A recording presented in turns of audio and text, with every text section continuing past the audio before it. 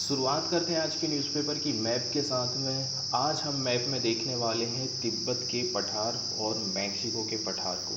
ठीक है, ये पिक्चर आप देख रहे हैं, ये वाला जो पूरा एरिया है ये इंडिया का है।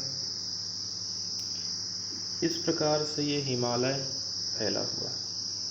हिमालय से आप यदि नॉर्थ की तरफ बढ़ते हो तिब्बत और चीन की तरफ में, तो वहाँ पर लगा हुआ है तिब्बत का पठार।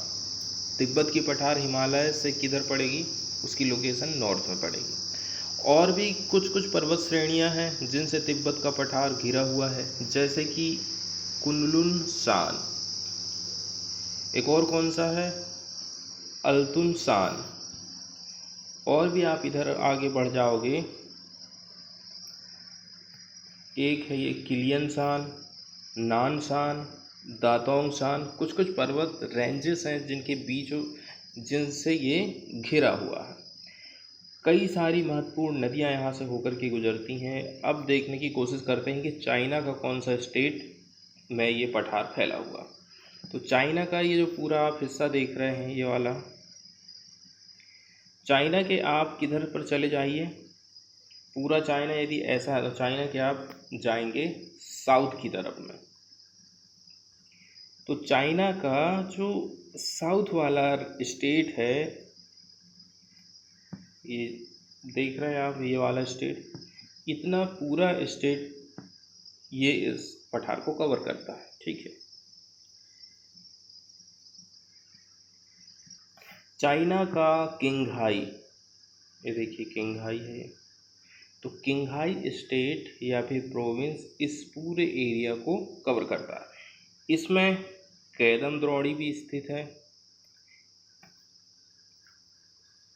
ये तो हमने देख ली इसकी लोकेशन कहाँ पर। और जो तिब्बत की जिस हम बात करते हैं ना, तिब्बत, तो ये पूरा जो एरिया आप देख रहे हैं इस प्रकार से, यहाँ से लेके यहाँ तक ये पूरा तिब्बत वाला एरिया है। इस प्रकार से ये इतना पूरा एरिया तिब्बत का है और इधर का फिर उसके साइड वाला चाइना पड़ता है।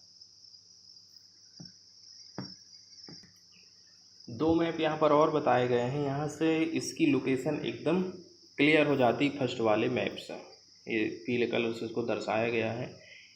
चाइना हो गया, और कुछ एरिया इसका, ज़्यादातर एरिया तो तिब्बत का आता है।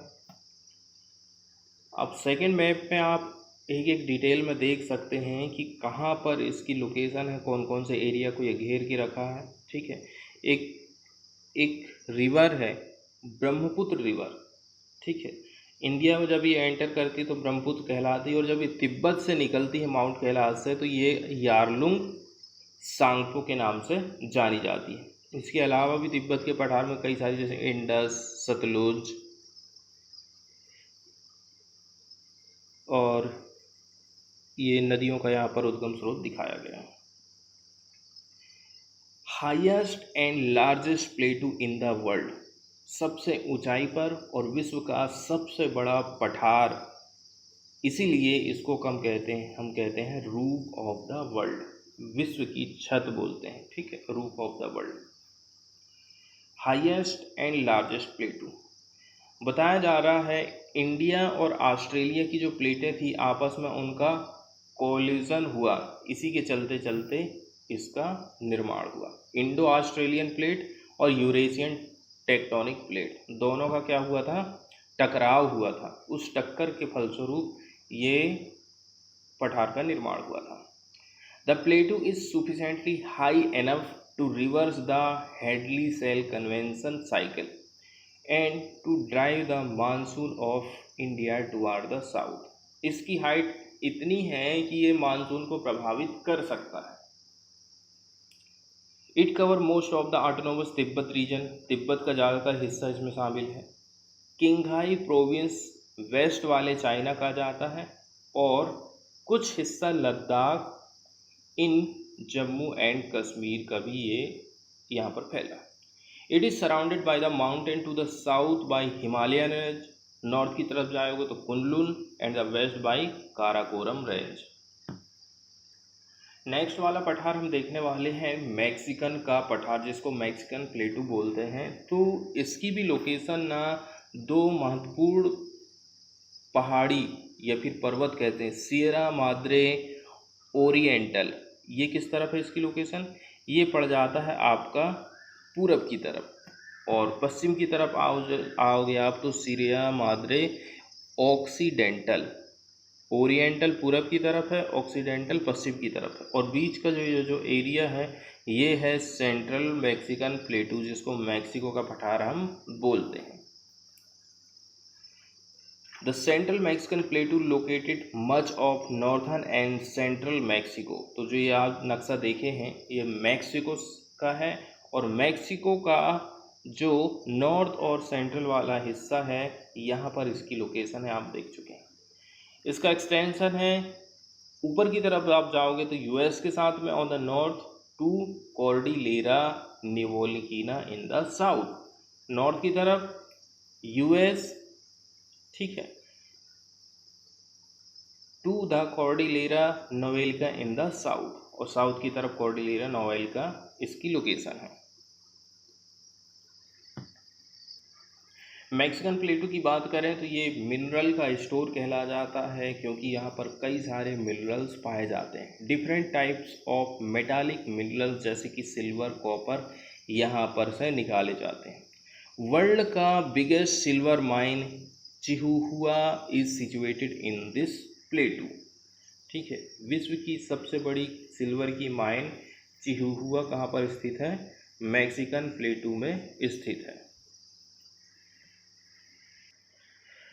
इसके बाद वाली न्यूज़ हम देखने वाले हैं पीआईबी से। पीआईबी की पहली न्यूज़ देखेंगे रविंद्रनाथ टैगोर के बारे में। इनका जन्म हुआ था 7 मई 1861 को, क्योंकि 7 मई को इनकी जयंती इंडिया ने सेलिब्रेट किया था। 7 मई 1861 को इनका जन्म होता है कलकत्ता में। इनको गुरुदेव, कवि गुरु, विश्व कवि के नाम से भी जाना जाता है। W.B. येट्स रविन्द्रनाथ टैगोर को आधुनिक भारत का एक उत्कृष्ट और रचनात्मक कलाकार कहते थे। ये एक बंगाली कवि, उपन्यास भी लिखे हैं, पेंटिंग भी करते थे। इन्होंने पश्चिम में भारतीय संस्कृति को अत्यधिक प्रभावशाली ढंग से पेश किया था। बताया जा रहा है ये असाधारण और प्रसिद्ध साहित्यकार थे, जिन्होंने साहित्य और संगीत को महत्वपूर्ण रूप से प्रभावित किया था। महात्मा गांधी के साथ इनकी दोस्ती थी। इन्होंने ही गांधी को महात्मा के नाम से पुकारा था। 1929 में और 1937 में वर्ल्ड पार्लियामेंट फॉर रिलीजन्स में इन्होंने भाषण दिया था। योगदान की बात करें तो माना जाता है कि 2000 से ज़्यादा गीतों की इन्होंने रचना की है। उनके गीत और संगीत को रविंद्र संगीत कहा जाता है। गीत और संगीत दोनों को मिला के किसको बोलते हैं, रविंद्र संगीत कहते हैं। उन्हें बंगाली गद्य और कविता के आधुनिकीकरण के लिए उत्तरदायी माना जाता है। इनकी कुछ रचनाएं हैं, जैसे गीतांजलि, इसके लिए उनको नोबेल पुरस्कार मिला था। घारे बैर, गोरा, मानसी, बालका, सोनार तोरी शामिल है। साथ ही उन्हें उनके गीत एकला चलो रे के लिए भी जाना जाता है।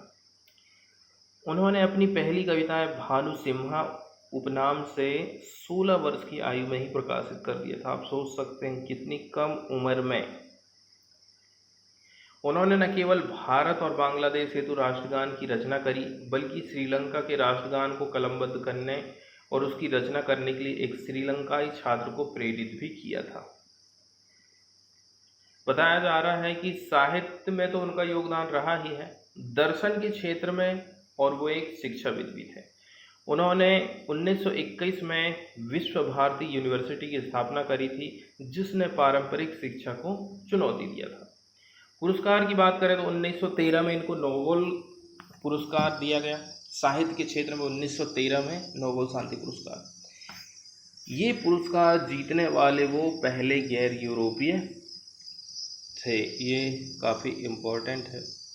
आगे बताया जा रहा है कि 1915 में इनको ब्रिटिश किंग जॉर्ज पंचम द्वारा नाइटहुड की उपाधि दी गई, लेकिन फिर जब 1919 में जलियांवाला बाग हत्याकांड हुआ था तो इसके बाद उन्होंने ये नाइटहुड की उपाधि को वापस कर दिया था। इनकी मृत्यु हुई थी 7 अगस्त 1941 को कलकत्ता में। इनके द्वारा कुछ चीज़ें फेमस कोट कहे गए हैं, जैसे कि केवल खड़े होकर और समुद्र को निहारने से आप समुद्र को पार नहीं कर सकते हैं। हिस्ट्री वाले हिस्से से ही हम महाराणा प्रताप के बारे में भी देखेंगे, क्योंकि कल 9 मई थी। 9 मई 1540 ईस्वी को राजस्थान के कुंभलगढ़ दुर्ग में इनका जन्म हुआ था। इनका पिता का नाम था महाराजा उदय सिंह, माता थी रानी जीवत कंवर।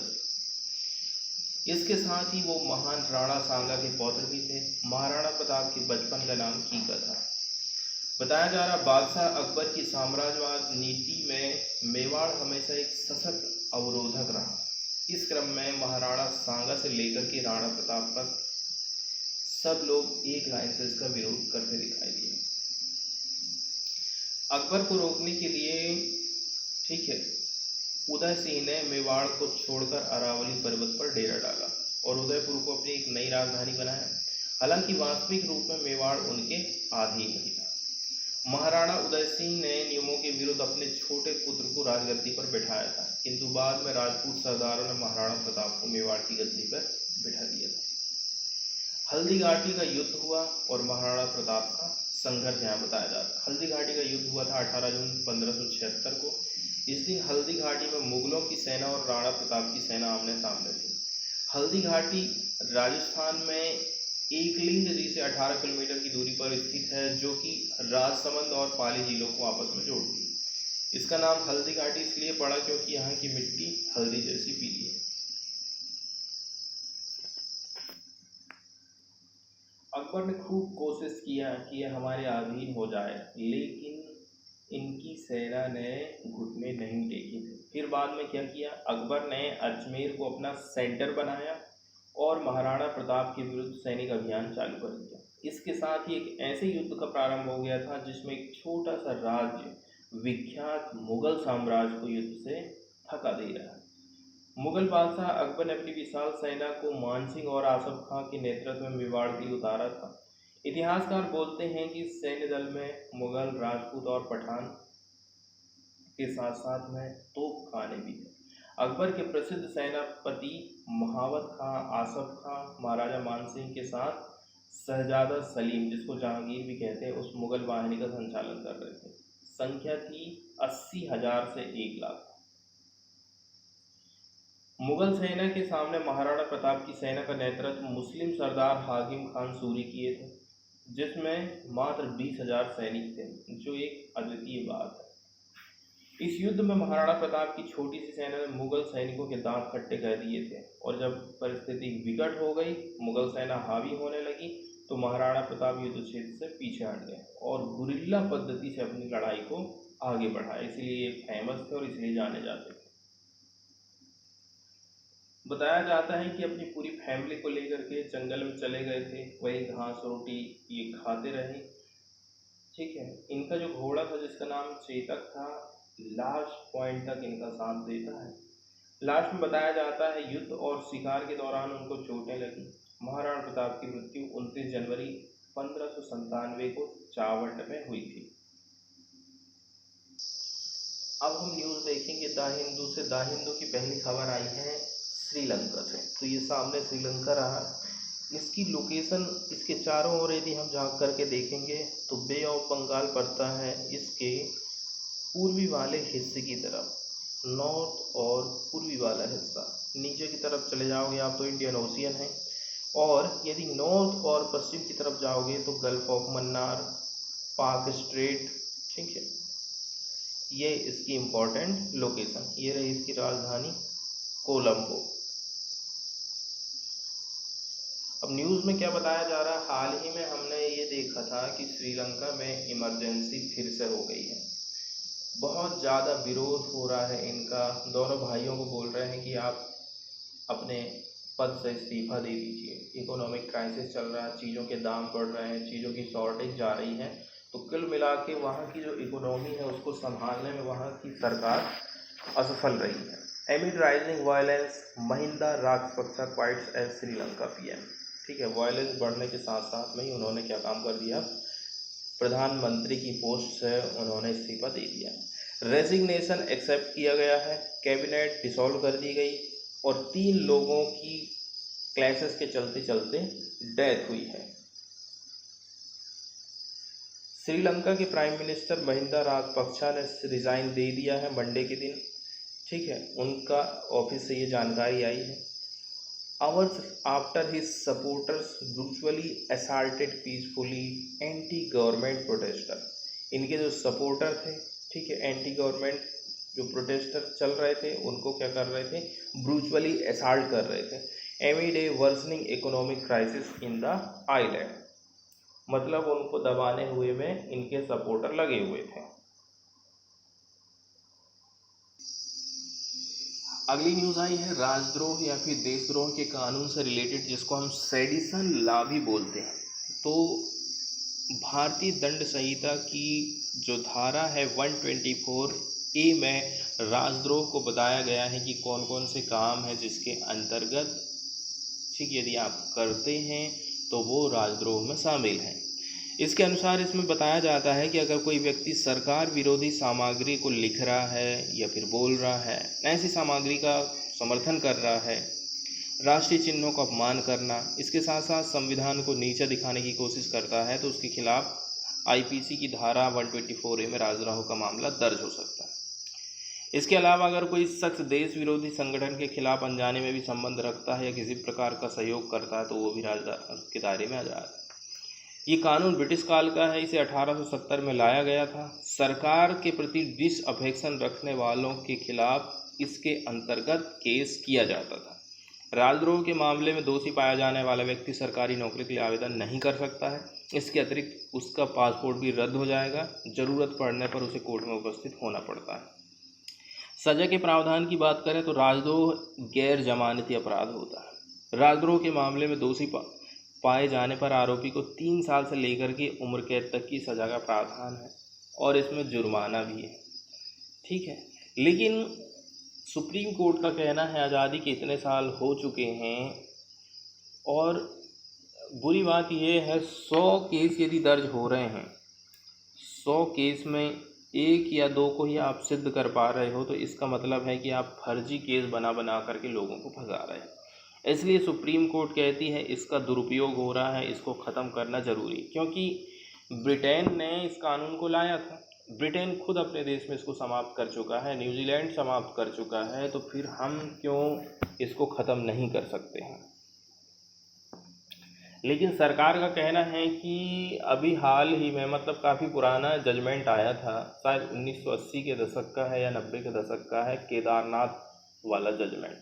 उसमें कहा गया था कि नहीं, ये जो राजद्रोह है ना, इसको अभी रहना चाहिए।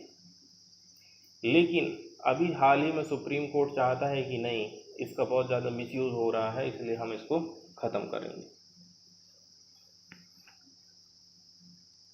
केंद्र सरकार की तरफ से क्या कहा गया है, न्यूज़ बताई जा रही है कि आज हमने सुप्रीम कोर्ट को साफ साफ बता दिए हैं कि प्रधानमंत्री के आदेश पर यह फैसला लिया गया है कि राजद्रोह कानून पर हम पुनर्विचार करेंगे, पुनः जांच करेंगे।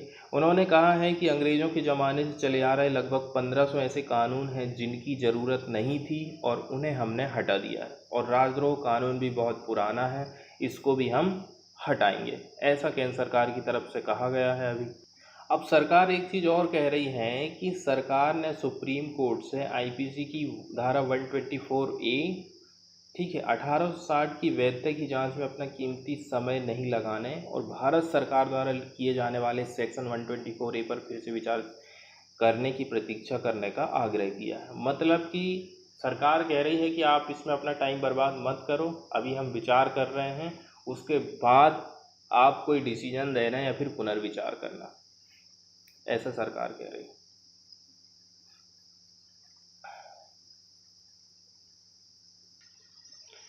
इसके बाद वाली न्यूज़ हम देखने वाले हैं साइक्लोन से रिलेटेड। तो साइक्लोन को समझने की कोशिश करेंगे। ये हमारी धरती है और ये वाला जो एरिया है उष्णकटिबंधीय एरिया की हम बात कर रहे हैं। सूरज की रोशनी डायरेक्ट इस एरिया में पड़ती है, ये एरिया गर्म होता है। अब समुद्र में आप जाइए, ये पृथ्वी है, समुद्र वाले किसी एरिया की यदि हम बात करें, मान के चलिए यहाँ वाले एरिया की बात कर रहे हैं, ये एरिया तेज़ी के साथ में गर्म हो रहा है, गर्म हो रहा है, गर्म हो रहा है। गर्म हो के इतना गर्म होने लग जाता है कि यह पानी भाप बन के ऊपर उठना चालू हो जाता, मतलब यहाँ की हवा गर्म होकर के ऊपर उठना चालू कर देती। यहाँ पर बन गया है लो प्रेशर। इस खाली जगह को भरने के लिए चारों तरफ से हवाएं आती हैं, ठीक है, हवाएं आती हैं, ठंडा पानी, हवा के साथ में ठंडा पानी नीचे चले जाता है और फिर से वो ऊपर होकर के ऊपर जाता है आसमान की तरफ।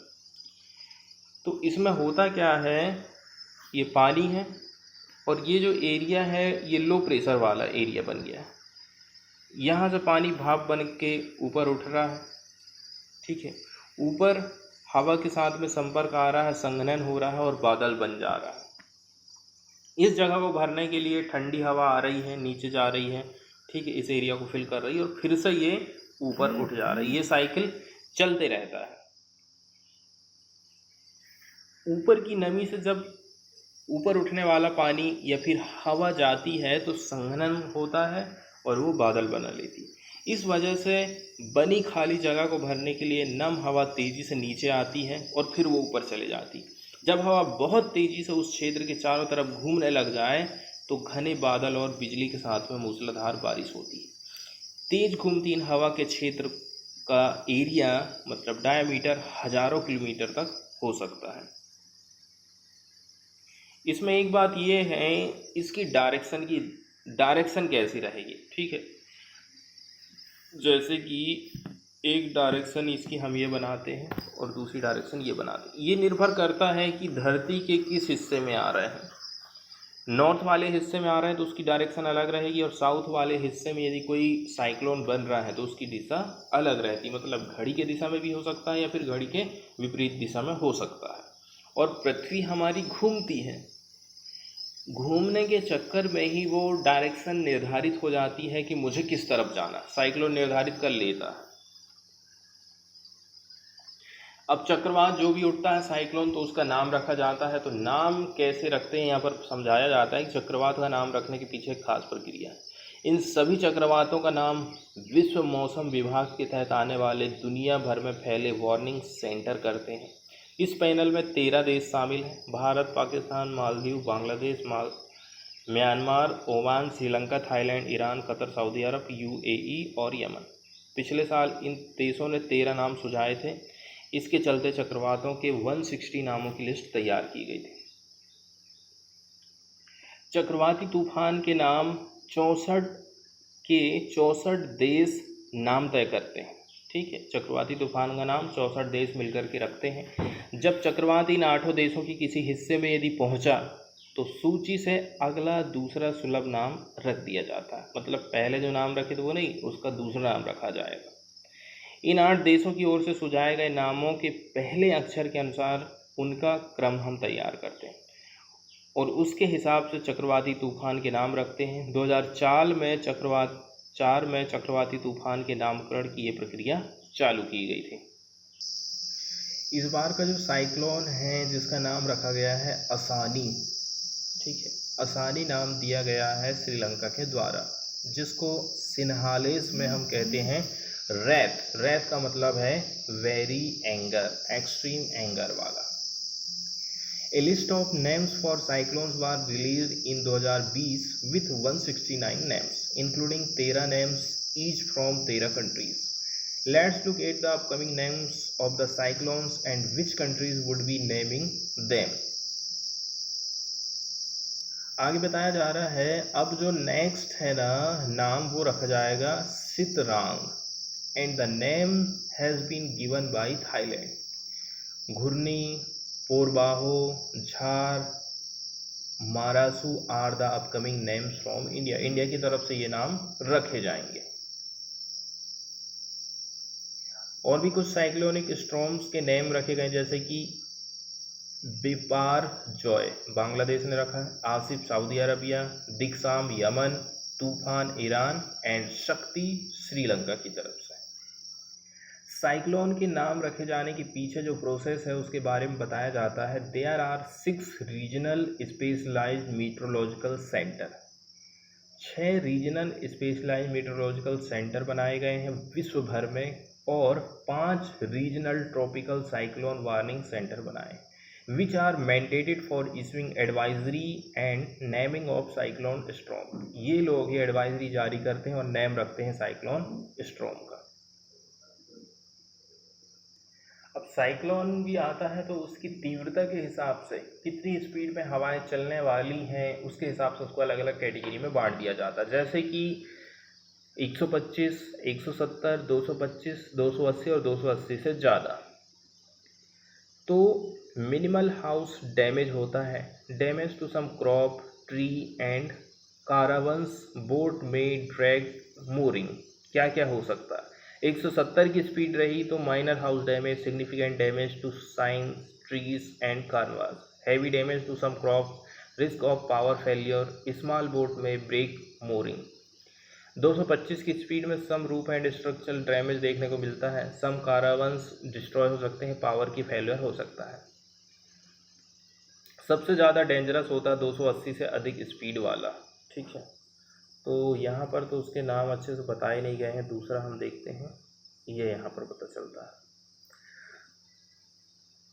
वेरी इंटेंस ट्रॉपिकल साइक्लोन 115 से 212, इंटेंस ट्रॉपिकल 90 से 115, इंटेंस 90 से 115, और ये हो सकता है 212 तक।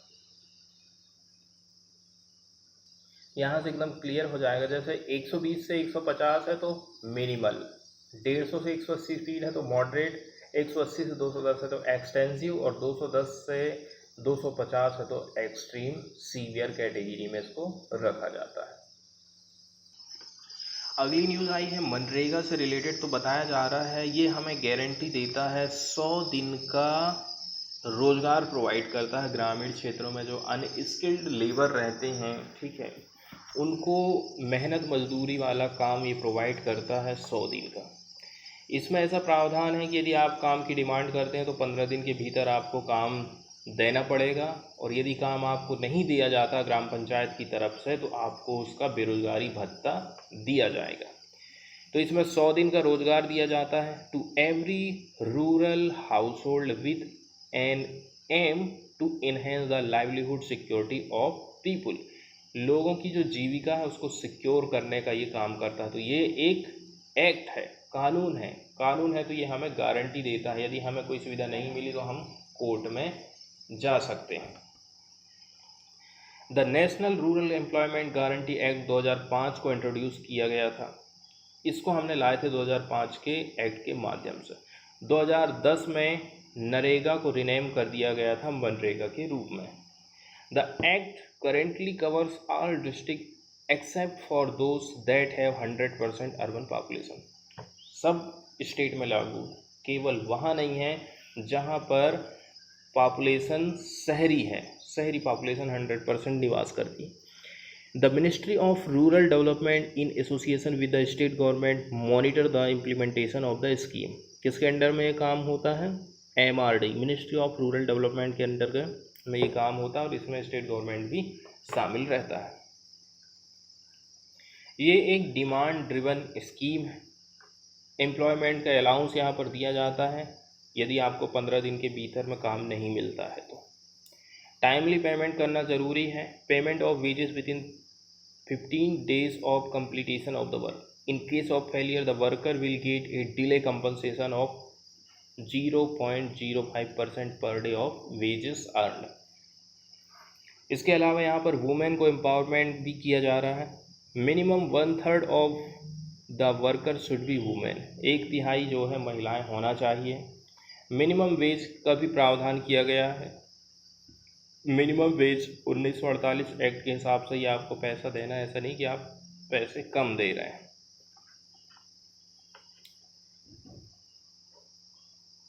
कुछ इशू बताए गए हैं मनरेगा स्कीम को लेकर के। Data on the impact of productive asset. The government does not monitor whether a structure has actually help water conservation. काम आपने दे दिए हैं, काम देने से कोई चीज़ बनाई गई है, तालाब, नहर, कुआं, लेकिन सरकार इसको मॉनिटर नहीं कर रही है कि उसको बनाने से कोई फ़ायदा हो रहा है या नहीं हो रहा। Further, there is no government data on the impact on groundwater level, improvement in livelihood, etc. post of the creation of asset. Livelihood उनकी बढ़ी है कि नहीं, ठीक है, संसाधन जो बनाए गए हैं वो फ़ायदेमंद हैं कि नहीं, इनका कोई जांच पड़ताल नहीं होती। बताया जा रहा है poor maintenance, many structure created under MNREGA become defunct due to poor maintenance. ठीक है, कई सारे स्ट्रक्चर खड़े तो कर दिए जाते हैं लेकिन उनका मेंटेनेंस नहीं हो पाता। टॉयलेट बना दिए, शौचालय बना दिए, कुएँ बना दिए, तालाब बना दिए, लेकिन उनका मेंटेनेंस नहीं हो रहा है, तो क्या मतलब फिर खाली बना दिए तो। इसके अलावा कई बार स्टेट गवर्नमेंट आरोप लगाती है कि सरकार हमें पर्याप्त फंड नहीं दे रही है। A huge surge in demand for MNREGA works has been witnessed in the pandemic time, but the government hasn't duly allocated fund in a similar proportion. काम के हिसाब से यहाँ पर पैसा नहीं दिया जा रहा है। अब सरकार रिकमेंड कर रही है या फिर प्रोवाइड कर रही जीडीपी का 0.747%, 1% से भी कम हिस्सा सरकार इसमें खर्च कर रही है, लेकिन वर्ल्ड बैंक कहता है कि 1.7% आप जीडीपी का इसमें खर्च करिए। एक तो दूसरी बात यह है 100 दिन की जगह 150 से 200 दिन का रोजगार दिया जाना चाहिए, तब लोगों की जीविका अच्छे से चल पाएगी।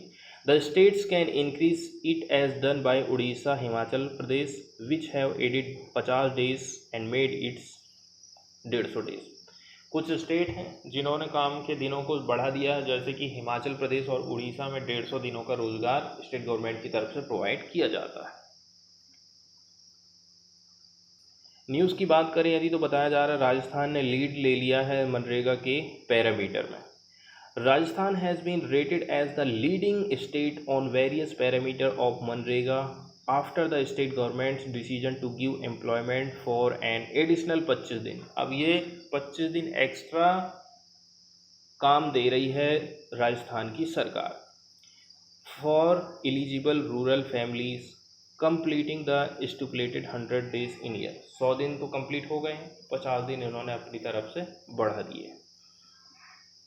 The state has also lead in creation of mandays and effectively implementing the mobile monitoring system. ठीक है, यहाँ पर जो मैन डेज कार्य दिवस का यूज़ किया गया है, कितने कार्य दिवस इन्होंने रोजगार का सृजन किया है, इसमें भी राजस्थान आगे रहा है। इसके अलावा जो मोबाइल मॉनिटरिंग सिस्टम है ना, इसको इफेक्टिवली इम्प्लीमेंट किया है।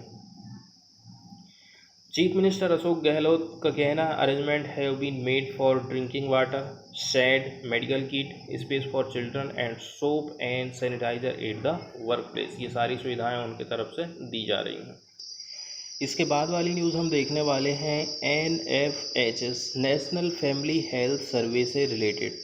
The NFHS is a large scale multi round survey conducted in a representative sample of household throughout India. पूरे इंडिया में, ठीक है, जो घर हैं उन लोगों से उनको रिप्रेजेंटेटिव माना जाता है, रिप्रेजेंटेटिव की द्वारा उनका सर्वे किया जाता है, पूरे इंडिया में इसको आयोजित किया जाता है। और ये मल्टी राउंड वाला सर्वे है, बहुत बड़े पैमाने पर इसका सर्वे किया जाता है। इसको कंडक्ट कराती है ministry of health and family welfare. इसका आयोजन कौन कराता है? MOHFW, ministry of health and family welfare इसको कंडक्ट कराता है। Has designated the international institute for population sciences Mumbai as the nodal agency. कौन कौन शामिल है इसमें? इसने डेजिग्नेशन दे दिया है कि इसको IIPS मुंबई को नोडल एजेंसी बना दिया है for providing coordination and technical guidance. तो IIPS कोलैबोरेट करती है with number of field organization FO for survey implementation. अब ये भी क्या है, FO की सहायता से काम करती है। अब सर्वे क्यों किया जा रहा है? सर्वे किया जाता है ताकि मेडिकल से रिलेटेड जो भी प्रॉब्लम है, देश में कौन कौन सी समस्याएं चल रही हैं, कौन सा स्टेट गवर्नमेंट की स्कीम को अच्छी तरह से इम्प्लीमेंट कर पा रहा है, नहीं कर पा रहा है, किस चीज़ की कमी है, कौन सी नई बीमारी आ रही है, ये सारी बातें इस सर्वे से पता चल जाता है। पार्टिकुलरली सब्जेक्ट वाइज देखें तो फर्टिलिटी रेट कैसे चल रही है, मतलब कि जन्म दर इंडिया में क्या है, एक वुमेन एवरेज कितने बच्चे को जन्म दे रही है उसके पूरे लाइफ साइकिल में, तो उसको हम कहते हैं फर्टिलिटी। तो हमारे देश में जन्म दर कैसी है, ठीक है, इन्फेंट एंड चाइल्ड मोर्टेलिटी कैसी है, जन्म के टाइम में बच्चों की डेथ हो जाती है, जन्म के बाद डेथ हो जाती है, तो वो उसका डेटा कैसे चल रहा है, फैमिली की प्लानिंग कैसी है, ठीक है, मैटरनल एंड चाइल्ड हेल्थ कैसा हमारा, न्यूट्रिशन का क्या स्तर है, एनीमिया की क्या कंडीशन हमारे देश में, ये सारी चीज़ें हमें को यहाँ से पता चल जाता। फंडिंग की यदि हम बात करें, अलग अलग राउंड के ये हुए हैं, जैसे कि NFHS फर्स्ट पहला सर्वे, दूसरा सर्वे, तीसरा सर्वे, तो USAID ने पैसा दिया, Bill and Melinda Gate foundation ने पैसा दिया, यूनिसेफ देता है, UNFPA देता है और गवर्नमेंट ऑफ इंडिया पैसा प्रोवाइड करती है। पहला सर्वे चालू किया गया था 1992-93, दूसरे नंबर का 98-99 में पूरे 26 जिलों में, 26 स्टेट में इसको लागू किया गया था। इसको पैसा मिला था USAID with additional support from UNICEF. तीसरे नंबर का जो सर्वे था वो 2005 से 2006 के बीच में आयोजित किया गया था और फंडिंग हुई थी इसकी USAID के द्वारा। इसके अलावा department of international development UK ने दिया, Bill and Melinda Gate foundation ने दिया, यूनिसेफ, UNFPA और गवर्नमेंट ऑफ इंडिया। NFHS 4 चौथे नंबर के सर्वे की डेट है 2014 से लेकर फिर 15 तक की, पूरे 29 स्टेट में इसको लागू किया गया था और 6 यूनियन टेरिटरी में भी इसको लागू किया गया था। तो for the first time and provided estimate of most indicator at the district level for all 640 district in the country as per 2011 census. District level पर हमने इसको लागू किया था, 640 डिस्ट्रिक्ट में इसको हमने लागू किया था। अब जिस सर्वे के डेटा को हम अध्ययन करते हैं और अभी हाल ही में चर्चा करते रहते हैं वो है 5वें नंबर का सर्वे, नेशनल फैमिली हेल्थ सर्वे 5। इसकी डेट हमने रखी थी 2019-20 की, लेकिन कोरोना आ गया तो थोड़ा डिले हो गया था इसमें, और बताया जा रहा है 6.1 लाख लोगों के ऊपर ये सर्वे किया गया था, इतने हाउस होल्ड इसमें शामिल किए गए थे। यहाँ पर अल्कोहल के सेवन को लेकर के जो 5वें नंबर का फैमिली हेल्थ सर्वे किया गया था उसमें बताया जाता है कि केवल 1% महिलाएं जो कि 15 से 49 एज ग्रुप में आती हैं उन्होंने कंज्यूम किया था alcohol.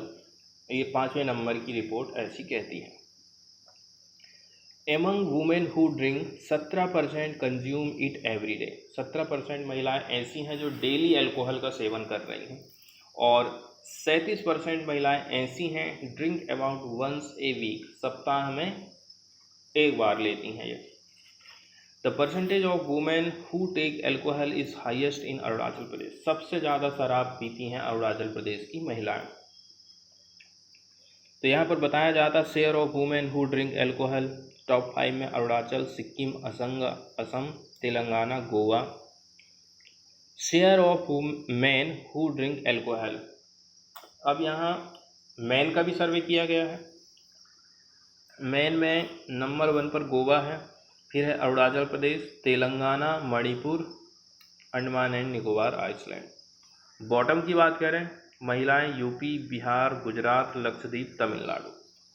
Man Lakshadweep, Gujarat, Jammu and Kashmir, Rajasthan और यूपी बॉटम वाले स्टेट में।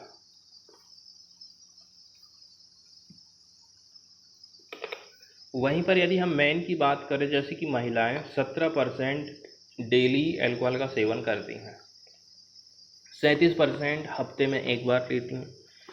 पुरुषों की बात करें तो 15% लोग ऐसे हैं जो कि डेली ही पीते हैं, 43% हफ्ते में एक बार लेते हैं और 42% do less than once a week. मतलब कि हफ्ते में कभी एक बार ले लिया तो ले लिया, नहीं तो हफ्ते में भी पीना नहीं होता है। और कोई कोई सैलरी आने पर 1 तारीख को दोस्तों के साथ पार्टी करते हैं। बताया जा रहा है drinking alcohol is more common among women from scheduled tribe. ST की महिलाएं सबसे ज़्यादा एल्कोहल का सेवन करती हैं, उनके लिए कॉमन चीज़ है than from any other caste. Caste wise यहाँ पर डाटा बताया गया है। Consumption is also most common among Christian man, जो क्रिश्चियन धर्म अपनाने वाले मैन है वो भी, उनमें दारू का सेवन कॉमन बात है। And man belonging to other religions वो आ जाते हैं 49%। अदर का मतलब है Hindu, Muslim, Christian, Sikh, Buddhist, neo Buddhist और जैन कम्युनिटी। अब यहाँ पर एज वाइज बताया गया है कि the drinking is also seen in 33% of man with less than 5 years of schooling, 34% from scheduled tribe and 30% of those in the age group of 35 से 49। Overall यदि हम देखेंगे तो बताया जा रहा है कि पहले 22% कंज्यूमिंग करते थे। 2015 वाला चौथे और पांचवें सर्वे के बीच में अंतर बताया जा रहा है। पहले 22% सेवन किया जाता था, अब वो बढ़ करके 29% हो गया है। एमंग हम देख रहे हैं मैन में। आगे बताया जा रहा है कि शराब का सेवन यदि कोई कर रहा है तो उसका क्या प्रभाव पड़ सकता है। तो एल्कोहल का कंजप्शन इरिवर्सिबल चेंजेस ला सकता है हमारे डीएनए में, एंड दैट चेंजेस में persist even when it is no longer consume, और ये उस टाइम भी मौजूद हो सकता है जब हम कई दिनों तक इसका सेवन नहीं कर रहे हैं। जैसे कि NIMHANS की डायरेक्टर प्रतिमा मूर्ति, उनका कहना है reduction in alcohol consumption as per the NFHS 5 report. 5वें नंबर के सर्वे में यदि एल्कोहल का सर्वे कम हुआ है तो उसका एक ही कारण है, non availability during the corona lockdown. दारू ही नहीं मिल रही थी तो लोग पी भी नहीं पा रहे थे। आगे बताया जा रहा है एक स्टडी है, इसको किया गया था NIMHANS, पब्लिश की गई थी last year in the American journal of medical genetics. उसमें ये पाया गया है कि अल्कोहल का effect were more pronounced in those who had started at an early age. सबसे ज़्यादा प्रभाव उनके ऊपर पड़ेगा जो कम उम्र में दारू का सेवन चालू कर देते हैं। दिस में have a significant effect on brain development, हमारे मस्तिष्क के विकास में ये प्रभाव डालता है। ठीक है, इसके अलावा मैच्योरेशन दैट में persist to the later adult life. ठीक, मैच्योर जो होती है बॉडी वो भी प्रभावित हो सकता है।